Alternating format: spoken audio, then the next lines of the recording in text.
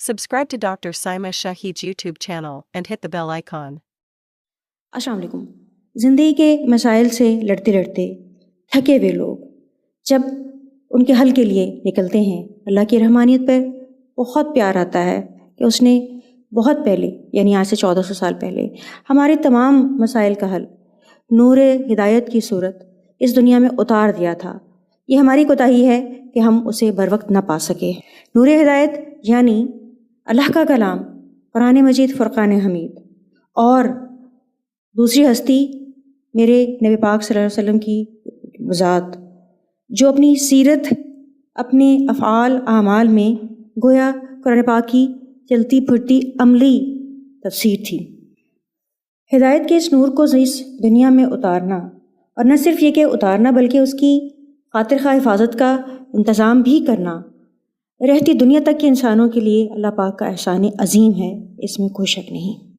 جب نور ہدایت موجود تھا تو پھر ہم اتنے مسائل میں اتنے عرصے تک کیوں الجھے رہے؟ اپنی اس کوتاہی کی وجہ جو مجھے سمجھ آئی کہ آج کے دور میں، جو کہ انفارمیشنل ٹیکنالوجی کا دور ہے، معلومات بے تحاشا موجود ہیں۔ ایک بٹن کی دوری پر کوئی بھی ٹاپک اگر آپ سرچ کرتے ہیں تو بے تحاشا معلومات ہر طرف سے برسنا شروع ہو جاتی ہیں، اور اس میں سے کام کی کون سی ہیں اور کون سی نہیں، اس پہ بہت وقت کا ضیاع ہو جاتا ہے۔ ہمارے ہاں بیشتر لوگ علم نافع کا تصور بھی نہیں رکھتے۔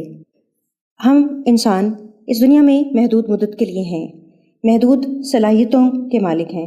اس وجہ سے ہمیں سب سے پہلے اپنی ترجیحات کی ایک فہرست مرتب کرنی چاہیے۔ ہماری زندگی میں کامیابی کے لیے جو علم سب سے زیادہ فائدہ مند ہوگا وہ کون سا ہے؟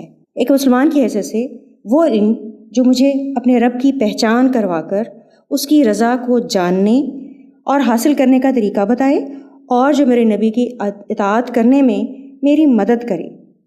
یقیناً وہی مستحق ہے کہ میں اپنا زیادہ سے زیادہ وقت، زیادہ سے زیادہ صلاحیتیں اس پر لگاؤں تاکہ کامیابی کی ضمانت پاؤں۔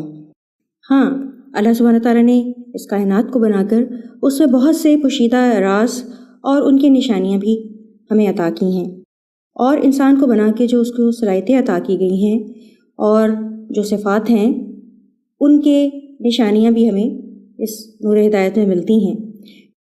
ان علوم کو حاصل کرنا بھی بہت فائدہ مند ہوتا ہے۔ کائنات کے سربستہ راز جب کھلتے ہیں اور جب انسان کو اپنی ذات کی پہچان اور معرفت حاصل ہوتی ہے تو اللہ تعالیٰ کی تمام صفات پر ایک ایک کر کے یقین پختہ ہوتا چلا جاتا ہے۔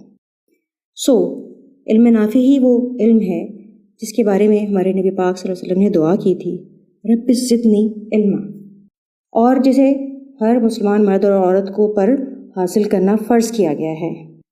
کسی بھی چیز کا علم حاصل کرنے کے لیے اس سے متعلقہ معلومات کسی کتاب کی صورت، یا آج کل کے دور میں جیسے نیٹ پہ بھی بہت ساری بکس اویلیبل ہیں، اور رہنمائی کے لیے کسی استاد کی ضرورت ہوتی ہے۔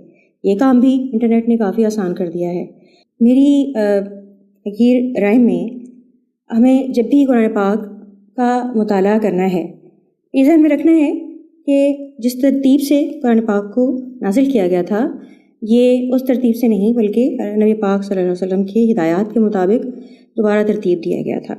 اس لیے مختلف مواقع پہ جو صورتیں اتری تھیں وہ ایک ہی جگہ ترتیب سے نہیں بلکہ مختلف جگہ پہ وہ آیات ایڈجسٹ کی گئی ہیں۔ قرآن پاک کو سمجھنے کے لیے ہمیں اس وقت کے واقعات، حالات، اور نبی پاک صلی اللہ علیہ وسلم کی زندگی کا کون سا دور چل رہا تھا، ان میں کیا معاملات چل رہے تھے، اور ان کے مطابق اللہ پاک کے احکامات کس طرح سے نازل ہوئے تھے، بعد میں کیا نتیجہ نکلا تھا، یہ چیز تاکہ ہمیں معلوم ہوتی جائے۔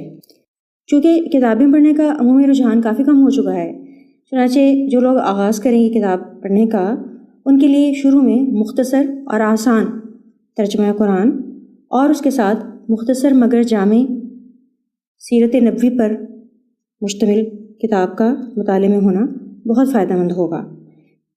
ذاتی طور پہ جو مجھے مختصر ترجمہ قرآن نہایت عام فہم اور سادہ الفاظ میں لگتا ہے، وہ مولانا تقی عثمانی صاحب کا آسان ترجمہ قرآن ہے۔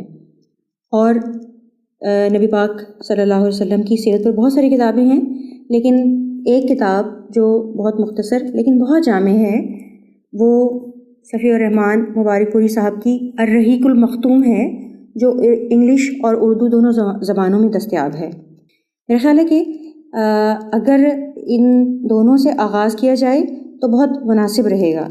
اس کے علاوہ ذکر کرنا چاہوں کہ میں اپنی بہت مختصر دعاؤں پر مشتمل پسندیدہ کتابوں کا، جن کا میں سمجھتی ہوں کہ میری زندگی میں بہت اہم رول ہے، وہ ہیں حزب اعظم اور حرز اعظم۔ یہ قرآن پاک میں آنے والی مختلف دعاؤں پر مشتمل ہیں اور ترجمے کے ساتھ بیان کی گئی ہیں، چنانچہ ان کو پڑھنے میں بڑی پرسکون قلبی کیفیت حاصل ہوتی ہے۔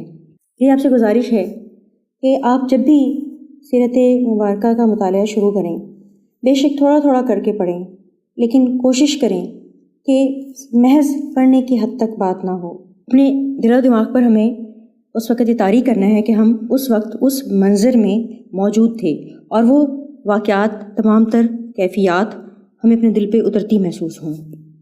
اس دور جاہلیت کے لوگ، ان کے مزاج، ان کے رسم و رواج، ان کے وہ سخت موسم اور گرم ریگستان اور سنگلاخ چٹانوں پر مشتمل علاقہ، اس وقت نبی پاک صلی اللہ علیہ وسلم کی نفسیاتی کیفیت اور نئے نئے مسلمان ہونے والے افراد کی حالت زار تصور کریں، اور جب تک ہم اس واردات قلبی سے خود کو نہیں گزاریں گے تو ہمیں مطلوبہ فوائد حاصل نہیں ہو سکیں گے۔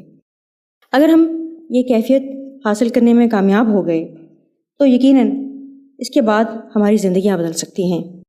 نبی پاک صلی اللہ علیہ وسلم کی محبت، اللہ پہ یقین اور ایمان کا ایک اور ہی رنگ ہوگا، ہماری ہمتیں اور حوصلے آسمان تک جا پہنچیں گے۔ جب مسلمان قوم کی خواتین سیرت کی روشنی میں قرآن پاک کو سمجھ کر پڑھیں گی اور اسی کے مطابق زندگی گزارتے ہوئے اپنی اولادوں کو تربیت دیں گی، تو پھر خیر اور شر کی ازل سے جاری یہ جنگ جیتنے کے لیے نہایت عمدہ ہتھیار تیار ہو سکیں گے۔ وہ ہتھیار ہیں ہماری آنے والی نسلیں، یعنی مجاہد ماؤں کی مجاہد نسلیں۔ جیسا کہ علامہ صاحب فرماتے ہیں کہ محمد سے وفا تو نے تو ہم تیرے ہیں، کہ محمد سے وفا تو نے تو ہم تیرے ہیں، یہ جہاں چیز ہے کیا لوح و قلم تیرے ہیں۔